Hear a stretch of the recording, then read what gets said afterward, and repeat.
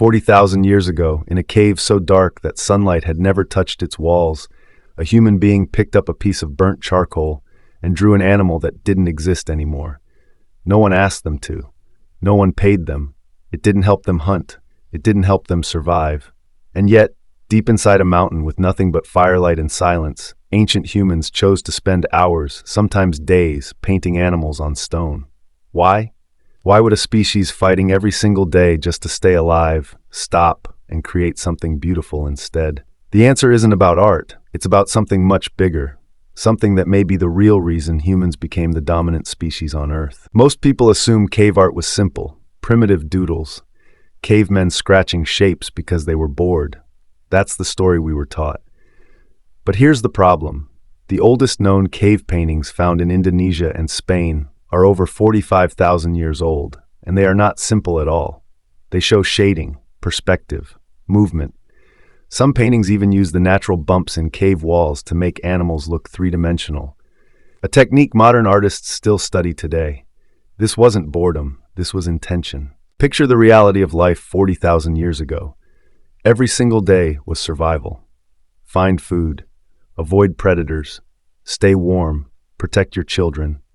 There was no time for hobbies. So when archaeologists found these paintings deep inside caves, often a kilometer or more from any entrance, in complete darkness, the question wasn't, how did they paint this? It was, why would they risk their lives to get there just to paint something no one would probably ever see again? For decades, scientists believed art appeared suddenly, a creative explosion around 40,000 years ago, mostly in Europe.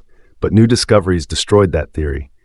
In 2018, researchers dated cave paintings in Indonesia to at least 45,500 years old, older than anything found in Europe. Then came something even stranger: shell beads found in Morocco and Israel, deliberately pierced and colored with red ochre, dating back over 100,000 years. That means humans were decorating themselves, creating symbolic art, over 60,000 years before the famous cave paintings even existed. Art wasn't a European invention. It wasn't sudden. It was already inside us, long before we even left Africa. So what changed inside the human brain to make this possible? Around 100,000 years ago, evidence shows a major leap in what scientists call symbolic thinking, the ability to make one thing represent another. A shell isn't just a shell anymore. It's a symbol of status, identity, belonging. This is the same mental leap required for language. Because here's the connection scientists believe is the real answer. Art and language are built from the exact same part of the brain. The same neural wiring that lets you say that red mark means danger is the wiring that let ancient humans paint a bison to mean, here we hunted, we survived, remember this.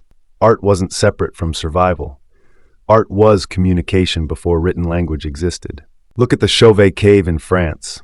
Paintings of lions, rhinos, and horses so precise that scientists can identify the exact species and even the season the animals were seen.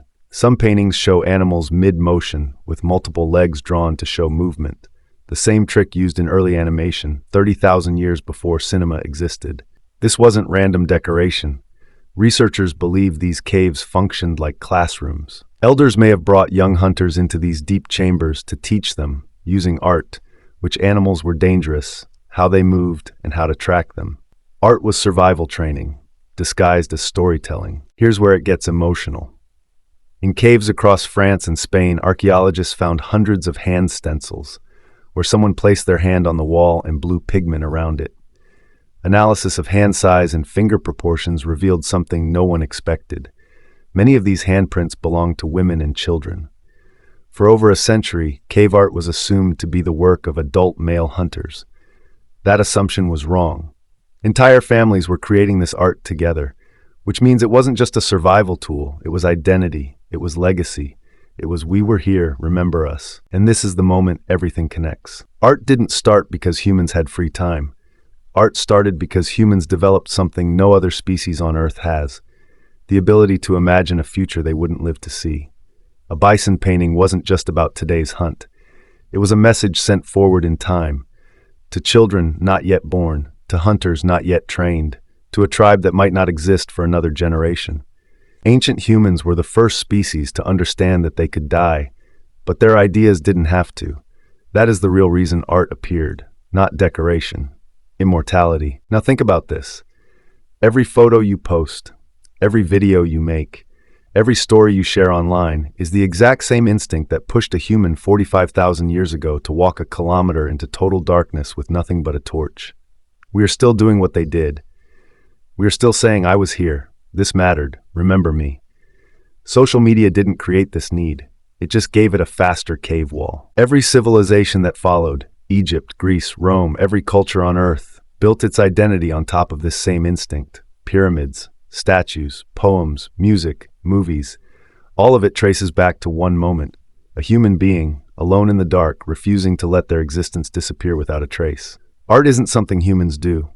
Art is proof that we are the only species that has ever tried to speak to a future it will never see. Modern hand pressed against a phone screen, mirroring the ancient handprint. So the next time you see a 45,000-year-old handprint on a cave wall, don't think of it as ancient history. Think of it as the very first message a human being ever sent to you. They didn't know your name.